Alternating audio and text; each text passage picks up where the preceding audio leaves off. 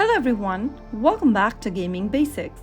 In today's video, I'm going to show you how to change your name on UNO. So let's get started right away. Launch open your UNO game on your device and make sure that you're inside this main homepage. Once you're in, go ahead and tap on the profile icon at the top left hand corner, which will then open up your profile. You'll be able to see your name on the right hand side of the screen. If you want to change your name, go ahead and erase your current name and type in a new one. To pick a random name, simply tap on random and it'll suggest you some of the names you can choose from. And finally click on confirm to change your name on UNO. Soon after you do that, newly changed name right beneath your profile picture. If you found the video to be helpful, go ahead and give us a thumbs up. Don't forget to subscribe to the channel by hitting the subscribe button.